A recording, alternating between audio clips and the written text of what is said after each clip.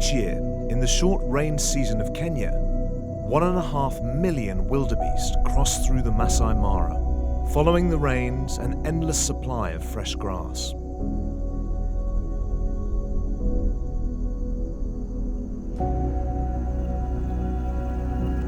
From the sky, they look like a swarm of ants.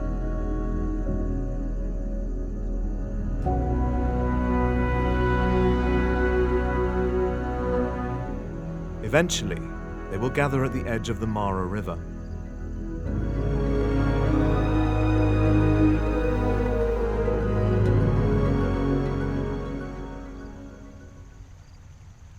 The pressure to cross is intense. They must cross the river in one of a few safe spots in order to reach the new long grass. By the time they reach Kenya, the young wildebeest have already grown horns. They are physically capable of crossing on their own, but they're nervous. Crocodiles in the water could very easily take a full-size wildebeest as a snack. With an incredible 16,000 Newton bite force, as soon as the crocodile grabs the wildebeest, chance of survival for the wildebeest is slim to none.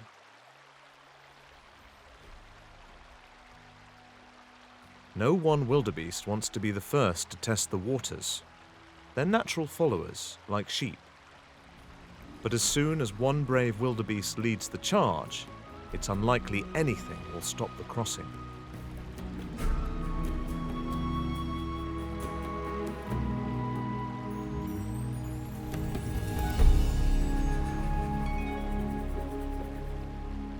Hundreds of wildebeest, often thousands, will cross the river at once.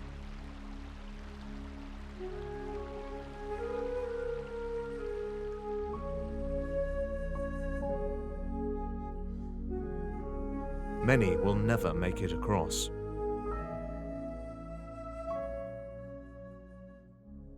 If the waters are high, wildebeest may be swept away and drown. Others become food for crocodiles. It's a small crossing. The crocodiles notice the wildebeest, but it's too late for them. The wildebeest make it past safely. They have joined several other animals that live on this side of the Mara River. Zebra, impala, Thompson's gazelle, topi, and many others.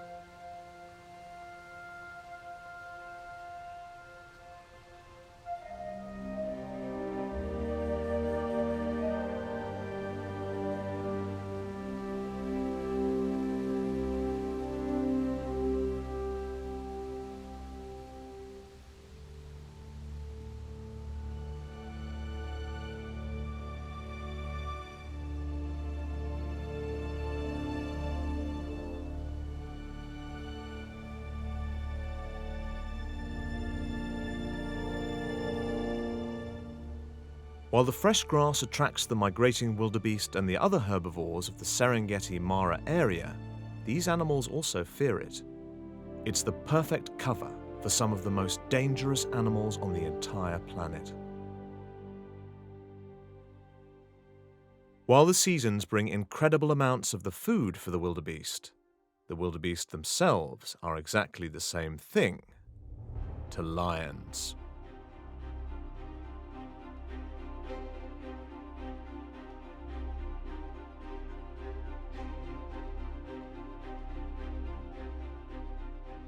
This female lioness is not particularly hungry. She and her 3 sisters are very well fed this time of year. They have many wildebeest carcasses to feed from, but regardless, they have decided they want some fresh meat. They single out one wildebeest from the herd.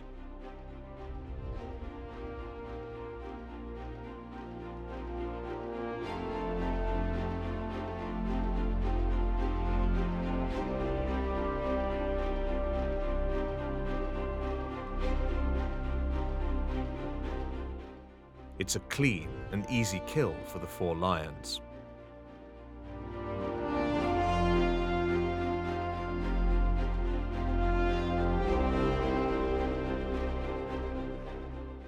Lions first suffocate their prey by attacking the throat area.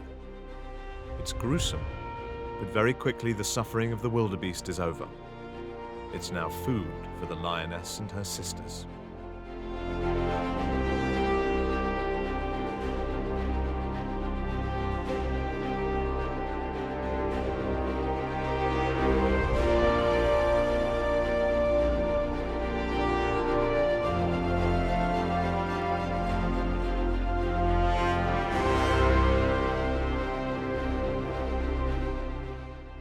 There is a great deal of truth to the idea that lions are the kings of the jungle. They are apex predators.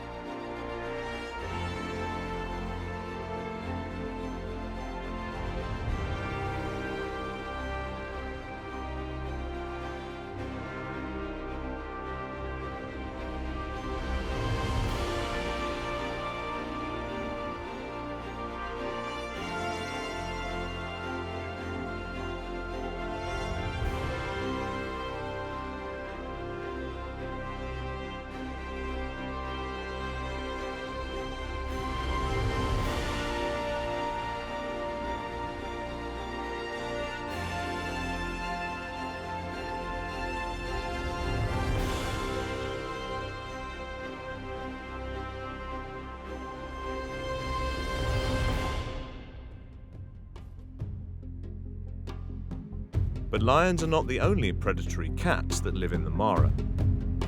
At the bottom of the predator hierarchy, cheetahs.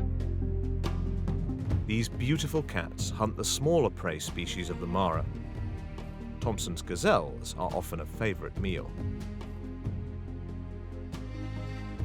This female cheetah has 4 cubs she must raise, but being a mother is not an easy job. Almost any predator in the Mara can steal a meal from a cheetah or even kill a cheetah cub. She must frequently poke her head out of the grass to make sure no other predators are around.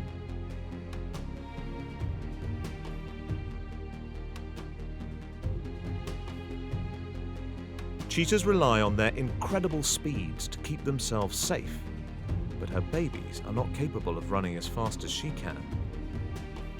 If she is attacked, she must defend her cubs to the end, or leave them behind to die.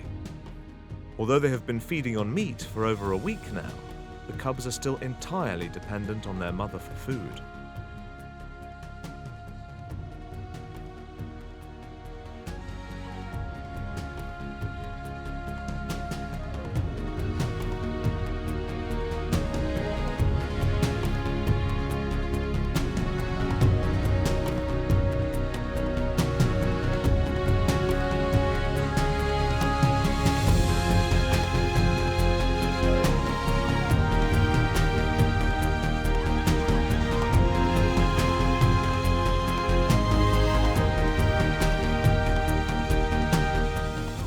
When it's time to eat, she leads her cubs out into the open plains. They are likely to be spotted by predators.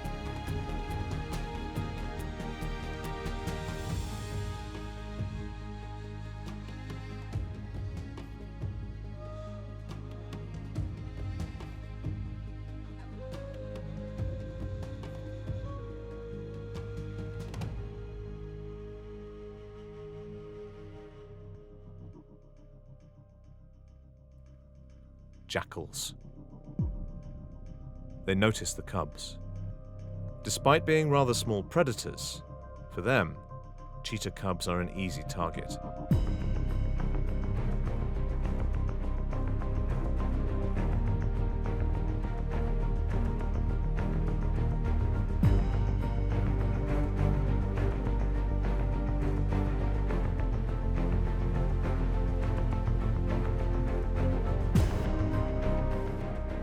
The cheetah must run away, but she also must stick with her cubs. The jackals are getting far too close.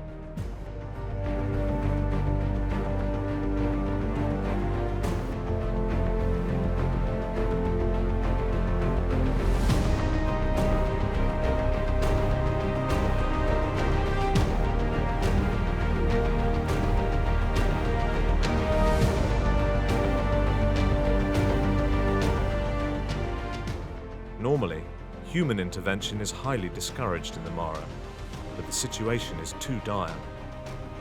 The park rangers must chase the jackals away.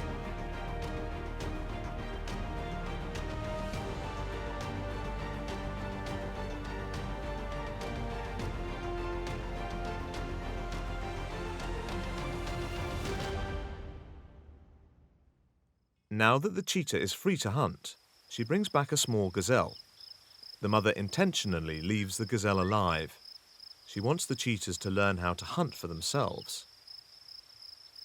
But the little cheetah's teeth are far too small to kill and open the gazelle.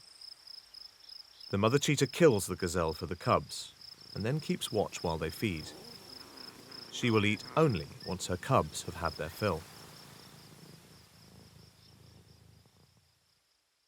In the Mara there is another, larger spotted cat.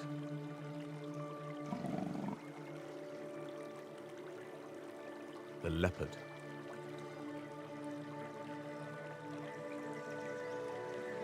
This member of the panther family is often found resting in trees.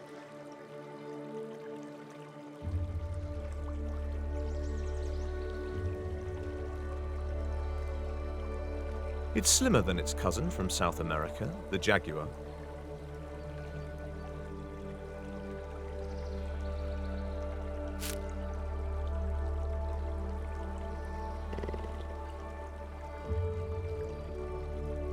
Leopards are much larger than cheetahs.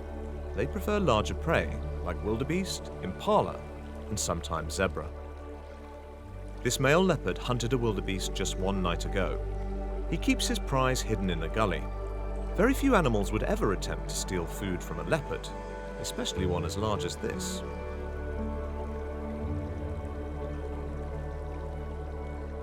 But not all animals. The leopard is only a few meters away in the trees, but this hyena isn't deterred. The hyena takes as much food as it can before the leopard can chase it away. Although hyena may look like cats or dogs, they are actually more closely related to bears.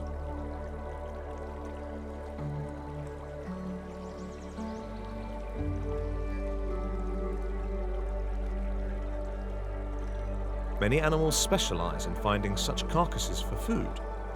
They are called scavengers.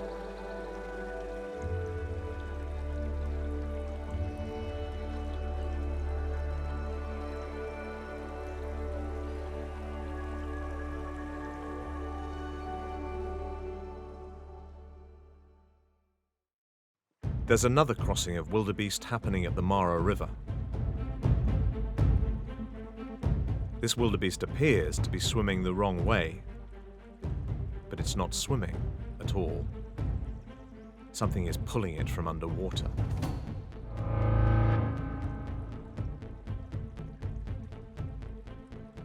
A crocodile. The wildebeest turns around to swim back to the shore it came from.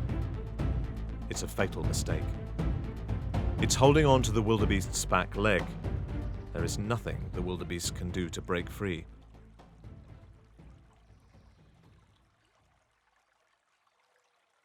Watching from the top of the hill is an incredibly rare leucistic blonde zebra. So rare that until 2009, there was only one alive on the planet. This may very well be the only adult of such color in the wild.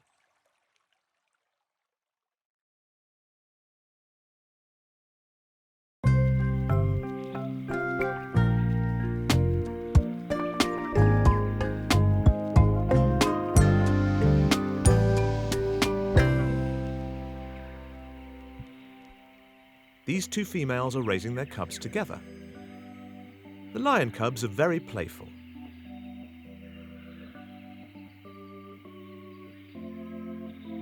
It's the perfect time to raise their young. Food is plentiful.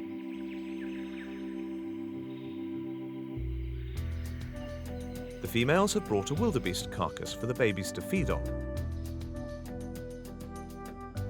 But it seems they are more interested in playfully biting their mothers.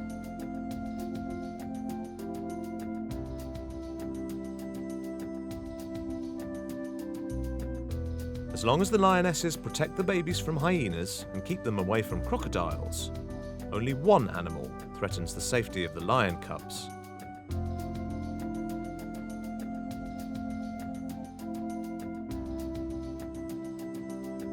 Lions from other prides.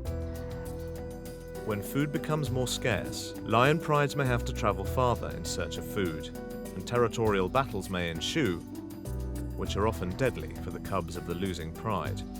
But for now, these cubs and their mothers appear to have a bright future ahead of them.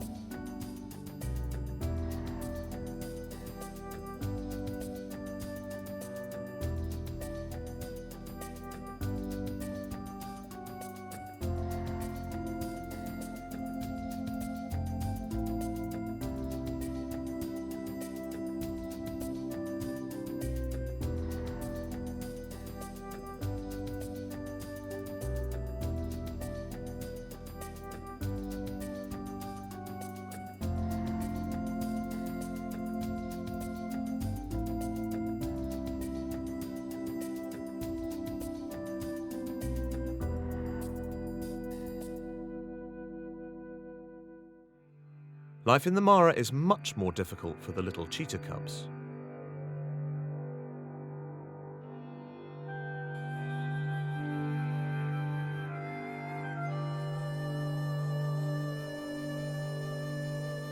It's the next morning, and the cheetah is preparing to hunt. She and her cubs must eat once again.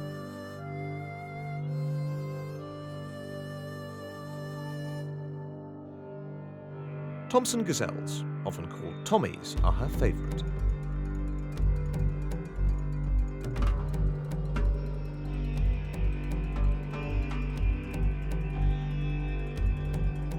They're fast. Even the young ones can reach speeds up to 65 kilometers per hour, and they can maintain such ridiculous speeds for over 20 minutes.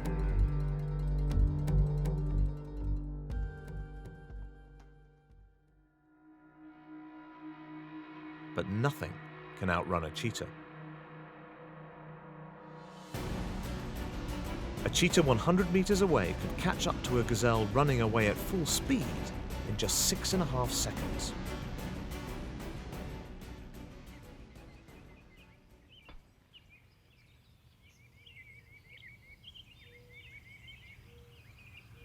For the cubs, this isn't just a meal, it's an invaluable learning experience.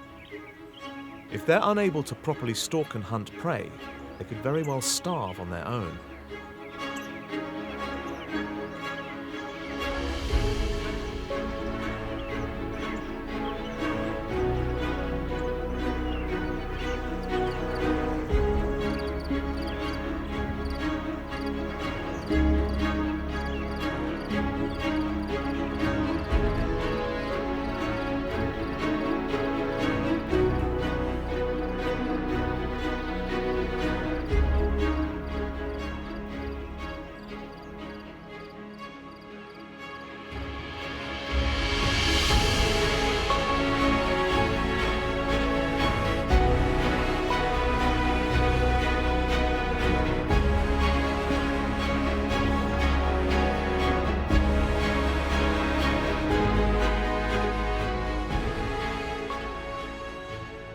The Masai Mara is not just home to the fastest land animals in the world, it's also home to the largest land animals in the world.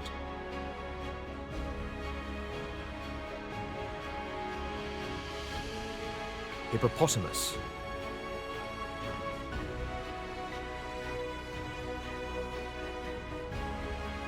elephant, giraffe.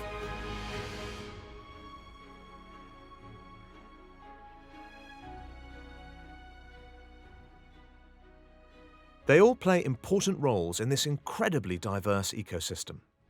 Most of the large animals are herbivores. Even despite the hippo's gigantic teeth, they primarily feed on plant material and usually only use their canines for defense.